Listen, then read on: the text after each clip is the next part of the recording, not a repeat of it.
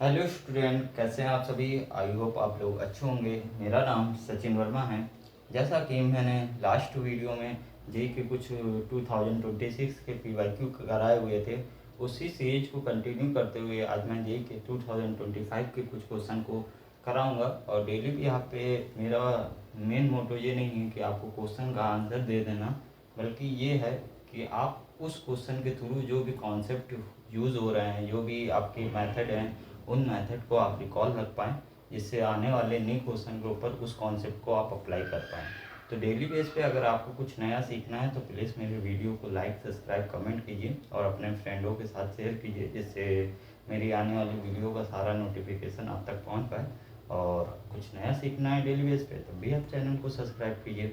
ठीक है, चलिए देखते हैं कि आज का क्वेश्चन क्या है, उसमें क्या क्या कॉन्सेप्ट यूज़ होने वाले हैं। और बेसिकली मैंने उसके की पॉइंट को मेंशन कर दिया है। अब जब भी मैं कोई भी क्वेश्चन कराऊंगा तो उसमें क्या की पॉइंट, क्या मेथड, क्या कॉन्सेप्ट यूज़ होने वाला है, उसको अलग से डिफाइन कर दूंगा, जिससे आपको पता चल जाएगा कि वीडियो में मैं क्या करने वाला हूँ। ठीक है, चलिए। जैसा कि आपके पास कभी भी इस टाइप का क्वेश्चन अगर आता है, नॉर्मल इंटीग्रेशन इनडेफिनेट की बात कर रहा हूँ, ये डेफिनेट में भी अप्लाई हो जाएगा। इनडेफिनेट की बात कर रहा हूँ, p of x integration p of x under root q of x d x अगर आपके पास गिवन है, कभी भी अगर ऐसी कंडीशन में कभी इंटीग्रेशन आपके पास गिवन है, तो ऑलवेज आप क्या करेंगे, क्यू ऑफ एक्स को, मतलब जो आपका रूट के अंदर फंक्शन होगा, हमेशा उसको टी स्क्वायर लेट करेंगे। चलिए इसी कॉन्सेप्ट के थ्रू हम यहाँ पे इसको अप्लाई करते हैं, देखते हैं आता है कि नहीं आता है। तो मैंने क्या बताया कि अंदर वाले टर्म को हमेशा क्या लेट करना है, टी स्क्वायर लेट करना है। तो 3 - x² को हमने क्या लेट किया, टी लेट कर लिया। बताइए यहाँ तक कोई इशू? नो। ठीक, तो यहाँ से आपके पास x² की अगर मैं वैल्यू निकालना चाहूँ तो 3 - t हो जाएगा, कोई दिक्कत नहीं है।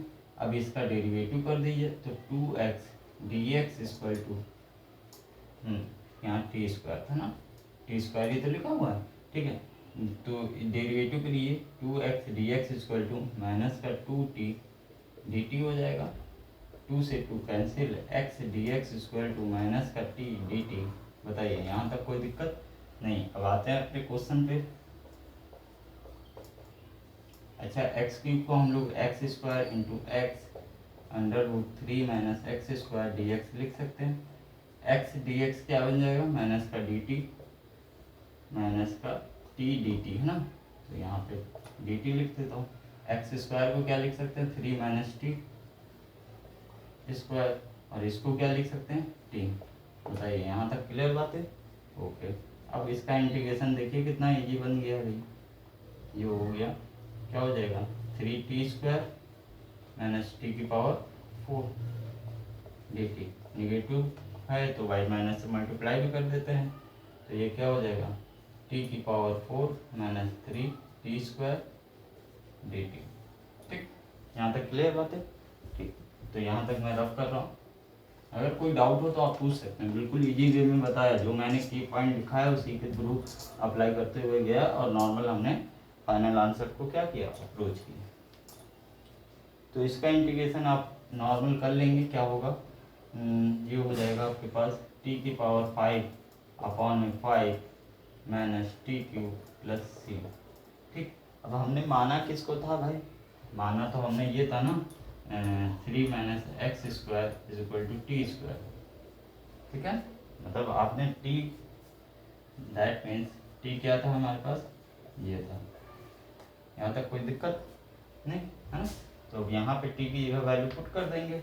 अच्छा, इसको आप ऐसे भी लिख सकते हैं, 3 - x² की पावर 1/2। ठीक है, तो यहीं पे हम रख देते हैं t की जगह। तो देखिए क्या हो जाएगा, 3 - x² की पावर 5/2 अपॉन 5 माइनस क्या हो जाएगा, 3 - x² की power 3/2 plus c. Any doubt? No.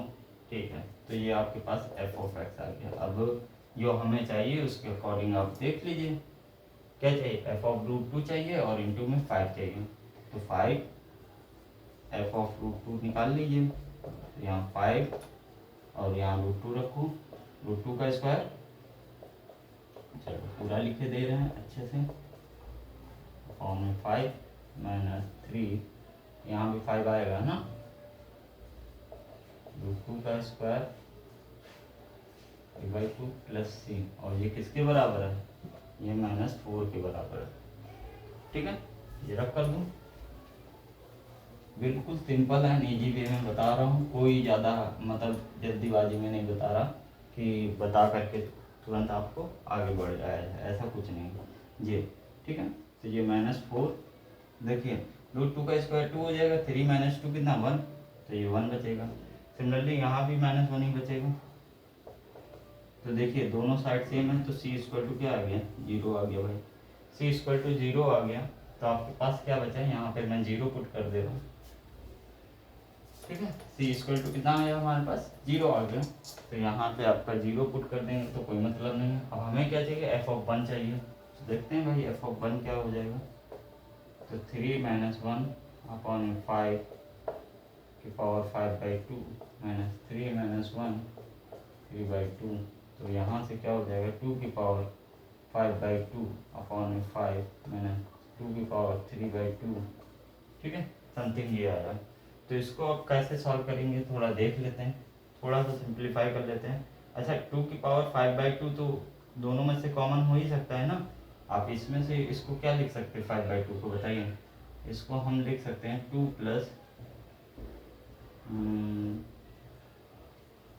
ऐसे लिख सकते हैं 1 + 3/2, है ना, लिख सकते हैं। एल्सियम लेंगे 5/2 हो जाएगा, तो इसको मैं ऐसे ब्रेक कर रहा हूँ 2 की पावर